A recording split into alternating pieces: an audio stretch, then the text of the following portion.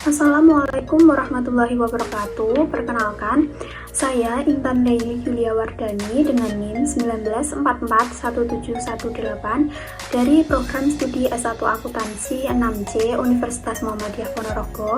Di sini saya akan memaparkan terkait analisis rasio keuangan dari perusahaan PT Paramita Bangun Sarana Tbk periode 2019-2020. Sebelum memasuki analisis rasio keuangannya, akan saya singgung sedikit terkait informasi perusahaan dari PT Paramita Bangun Sarana Tbk, di mana sudah berdiri sejak tanggal 27 November tahun 2002 di Jakarta, yang kegiatan usaha utama dari PT Paramita Bangun Sarana meliputi konstruksi pembangunan sipil, mekanikal, elektrikal yang berupa pembangunan pabrik, pemasangan mesin-mesin, pipa, dan juga tangki, serta pemasangan panel-panel jaringan kelistrikan. Untuk informasi lebih lengkapnya dapat diakses di website resmi dari PT Paramita Bangun Sarana Tbk, yaitu di www.paramita.co.id.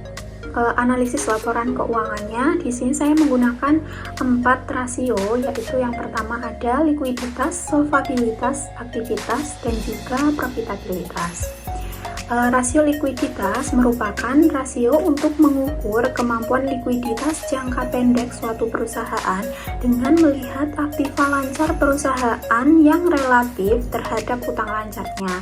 Dalam rasio likuiditas saya menggunakan 2 metode, yaitu metode current ratio dan juga quick ratio. Yang kedua ada rasio solvabilitas. Rasio solvabilitas merupakan rasio yang menunjukkan tingkat efektivitas penggunaan aktiva atau kekayaan perusahaan. Di sini saya juga mengambil 2 metode, yaitu metode yang pertama ada total debt to total asset ratio, yang kedua ada total debt to total equity ratio. Yang ketiga ada rasio aktivitas, di mana rasio aktivitas untuk melihat pada beberapa aset kemudian menentukan beberapa tingkat aktivitas aktiva tersebut pada tingkat kegiatan tertentu. Saya mengambil 2 metode, yaitu ada inventory turnover ratio dan juga total asset turnover. Yang keempat ada rasio profitabilitas. Rasio profitabilitas merupakan rasio untuk menunjukkan tingkat imbalan atau perolehan keuntungan dibanding penjualan atau aktiva. Di sini saya mengambil 2 juga. Yang pertama ada net profit margin dan gross profit margin. Rasio likuiditas, di mana saya menggunakan 2 metode, current ratio dan quick ratio. Current ratio merupakan cara untuk mengukur kemampuan perusahaan dalam membayar kewajiban jangka pendek atau utang yang segera jatuh tempo dengan aktiva lancar yang tersedia. CR dapat diperoleh dengan menggunakan rumus CR sama dengan aktiva lancar dibagi hutang lancar dikali 100%. Untuk quick ratio sendiri merupakan kemampuan perusahaan dalam membayar kewajiban atau utang lancar dengan aktiva lancar tanpa memperhitungkan nilai persediaan. Dapat dihitung dengan rumus IR sama dengan aktiva lancar dikurangi persediaan dibagi hutang lancar dikali 100%. Kita memasuki tabel perhitungan dari rasio likuiditas. Yang pertama yaitu current ratio, dapat dilihat pada tabel yang sudah terpaparkan. Di sini tahun 2019 diperoleh hasil CR senilai 304,5% dan tahun 2020 diperoleh hasil CR senilai 322,75%. Dapat diambil kesimpulan bahwa berdasarkan hasil perhitungan current ratio pada PT Paramita Bangun Sarana Tbk, perusahaan mengalami peningkatan sebesar 18,25%. Di tahun 2020 diperoleh CR 322,75%, yang artinya setiap Rp1 hutang lancar dijamin oleh 3,2275 aktiva lancar yang tersedia. Karena adanya peningkatan pada pos kas dan juga piutang sebagai komponen aktiva lancar, dengan demikian nilai aktiva lancar yang dimiliki perusahaan pada tahun 2020 dapat menjamin kewajiban lancar yang harus dibayarkan dibandingkan dengan tahun 2019. Selanjutnya ada tabel perhitungan dari quick ratio, di mana seperti yang dapat kita lihat, data berikut menghasilkan quick ratio di tahun 2019 nilai 287,43% dan di tahun 2020 menghasilkan 320,71%. Dari hasil perhitungan quick ratio tersebut, perusahaan di tahun 2019 sampai 2020 mengalami peningkatan sebesar 33,28%. Pada tahun 2020 memperoleh QR 320,71%, yang artinya setiap Rp1 dijamin 3,20271 aktiva yang lebih liquid. Rasio ini mengindikasikan bahwa perusahaan dalam keadaan baik. Analisis rasio yang kedua yaitu analisis rasio solvabilitas.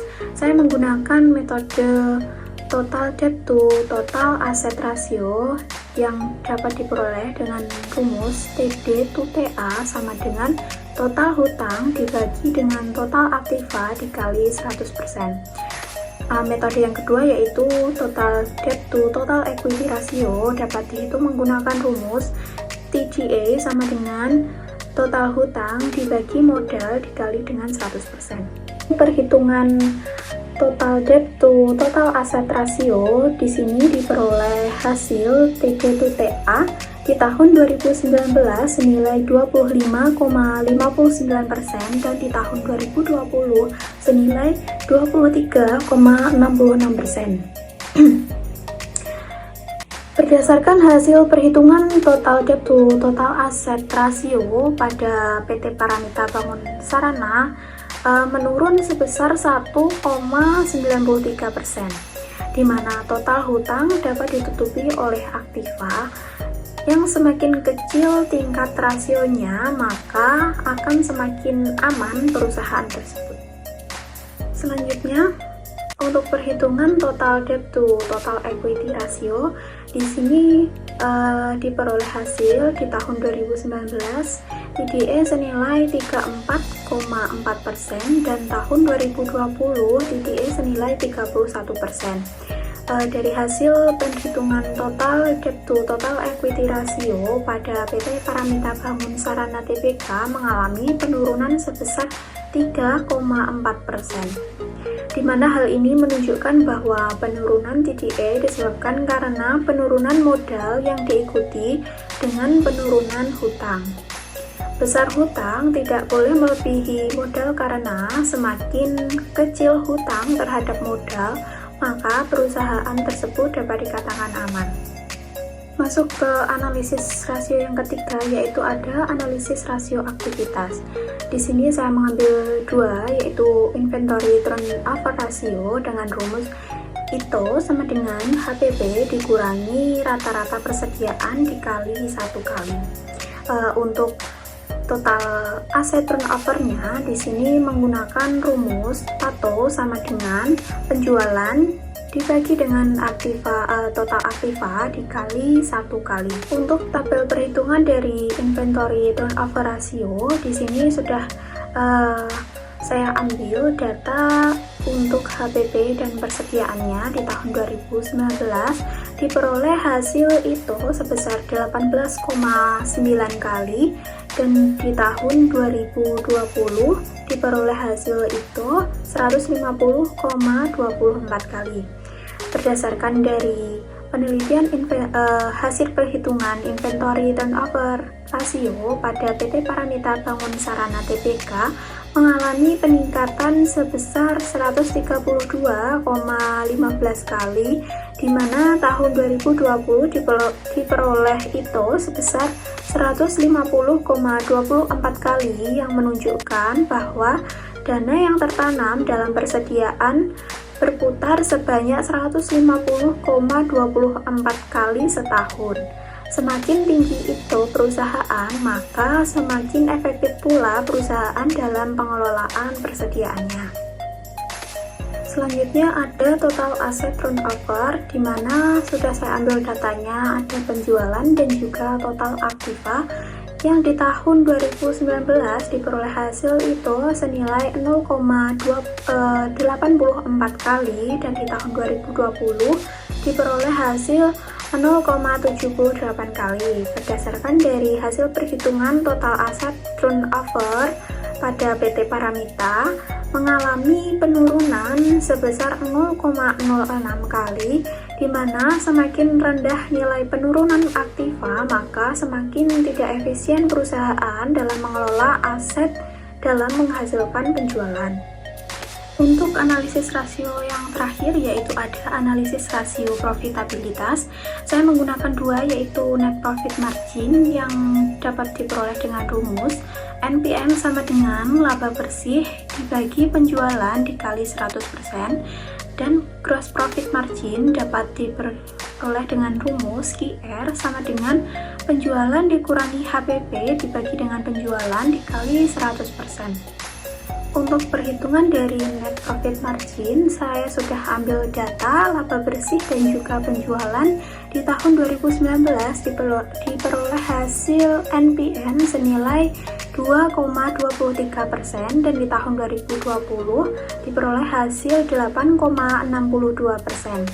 Berdasarkan dari hasil perhitungan net profit marginnya, di sini PT Paramita mengalami kenaikan sebesar 6,39%, yang semakin tinggi menunjukkan bahwa penjualan dapat menghasilkan laba bersih setelah pajak yang besar.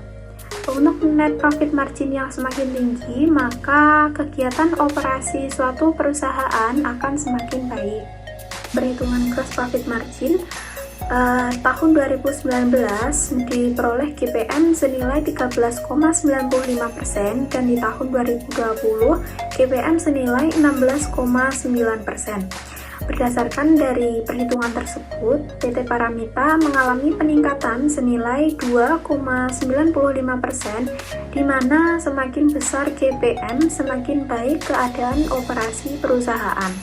Karena hal ini menunjukkan bahwa HPP atau harga pokok penjualan lebih rendah dibandingkan dengan penjualan. Sekian analisis rasio keuangan dari PT Paramita Bangun Sarana Tbk yang dapat saya sampaikan. Apabila ada kurang lebihnya saya mohon maaf. Akhir kata, wassalamualaikum warahmatullahi wabarakatuh.